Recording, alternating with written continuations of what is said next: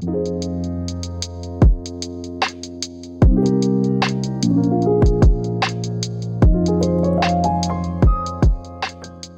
everybody, welcome back to The Pressing Matters. I'm Scott. Thank you for tuning in. Thank you for your support. Today I'm going to give you another overview of batch 2 from Decca Pure Analogue. In the first batch, I did an overview video with a lot of information about how these are being done and the direction that this project is going. When it was first announced, Decca Pure Analogue, I immediately thought, oh, they're going to go back to the 60s and those rare early SXLs and stuff like that. That didn't turn out to be the case. They are focusing more on the late analog period, so SXL 6000 series, and pushing it right up to the limit. And as a matter of fact, in the first batch, there was one of the last, or I would say the first digital recording, but one of the last recorded all analog as well. So the New Year's Day concert had an analog backup. They used that. So a very late recording from the analog era. They also did The Rite of Spring, which was sort of the leader of the pack, I would say, in terms of popularity. They cut that at 45.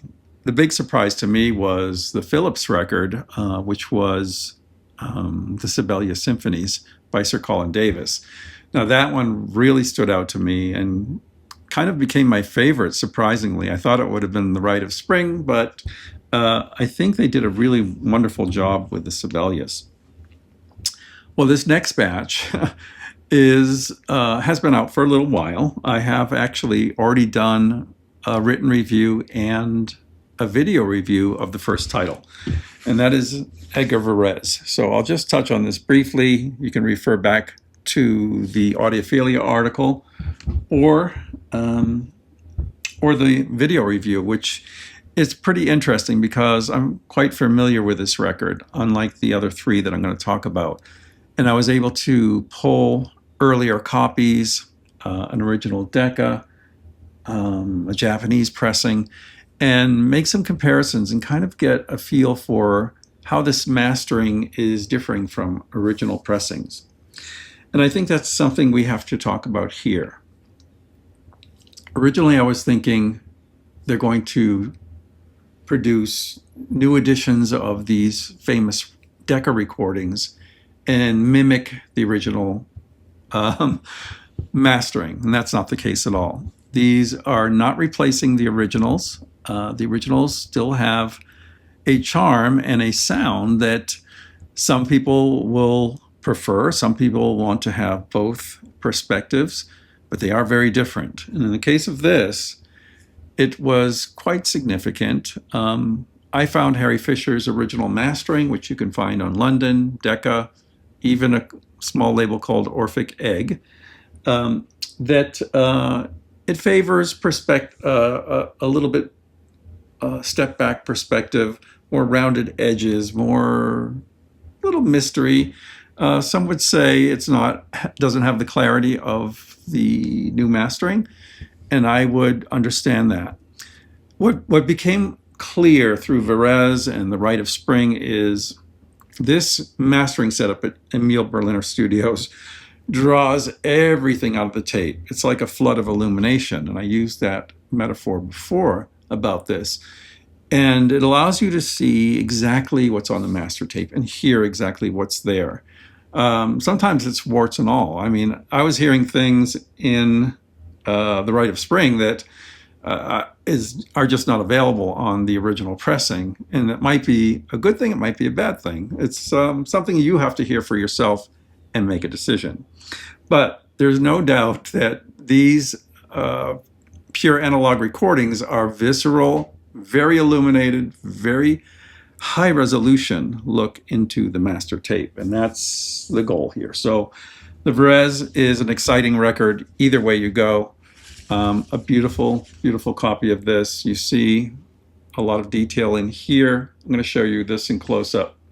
And of course, the original label is, at this point, it was a Decca narrowband label. So let me show you this quickly. course, this is Zubin Mehta in the Los Angeles Philharmonic. Let's not forget to tell you who's performing here. The cards inside are very helpful too, and very beautiful. A nice heavy cardstock with gold embossing, an essay either about the artist or sometimes about the recording itself, and more images that are very helpful to understand the recording. All right, now we come into a few that I wasn't familiar with. I don't have original pressings of these. This one was on Philips. It is Mahler, Symphony No. 5 and Symphony No. 10, with Bernard Haitink and I am stumbling over this word. Concertgebouw Orchestra. Yeah, there it is. A 2-record set. Symphony No. 5 takes up 3 sides. There's a fragment, the Adagio from Symphony No. 10, that was an unfinished symphony. So just that piece. And I love that piece. The number 5 was a little difficult going for me. It is something that is quite demanding. You cannot get it in the first listen. There is a lot going on. So I'm going to reserve any comment. If I do end up doing a full review of one of these, it might be this, but I think I might end up with one of the other 2 that I'm going to show you. I want to show you one of the things about the jackets. They are this true matte paper, which is really beautiful.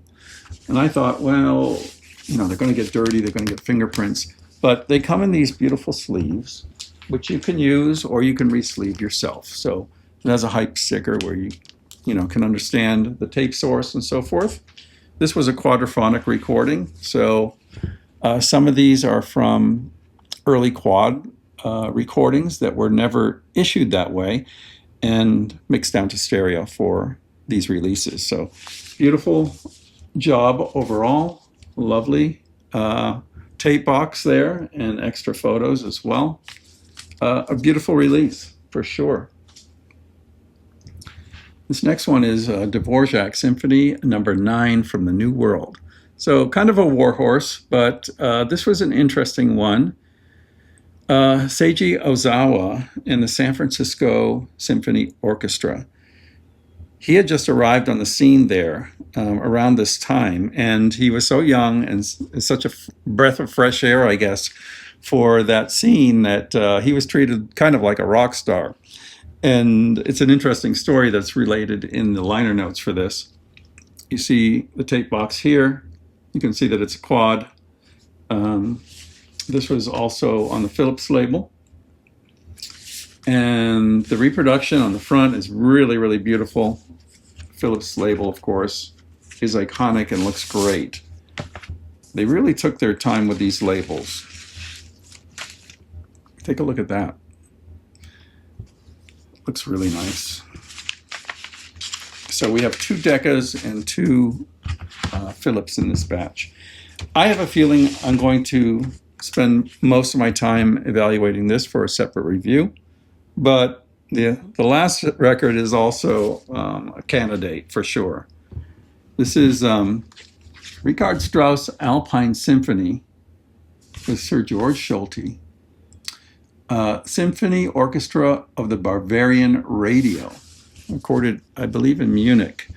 So not the usual, Chicago Symphony Orchestra or anything like that, but a very interesting, big recording. I particularly liked the second side of this. The writing for strings is very evocative of bracing cold winds and things like that. A very visual feeling when listening to side 2 for sure. It's big, it's bold, it is, like I said, the mastering is very illuminated, I think. This came very late in Decca's SXL series, one of the last of the all-analog recordings before they started to go digital. So a very interesting recording, very vibrant and alive, like most of these. Now, I want to say something about the direction. So the next batch has something that I've been anticipating, and I'm so happy about it. It finally has an Argo title, and the Argo title is The Four Seasons, which, yes, it's a well-known piece and kind of a warhorse, but it is one of Argo's great recordings, and it's nice to see something like that coming out. And my hope is that they'll start to feel okay about moving away from complex orchestral spectaculars and moving into piano work, maybe organ and chorus, smaller scale things that could benefit from this type of mastering. And I think The Four Seasons will be a really good test to see how that sounds and how it compares to an original, which I have. All very interesting things happening in the Decca Pure Analogue series. Let me know what you think about this series. And until next time, I'm Scott for the Pressing Matters. Thank you so much for watching. Have a great day.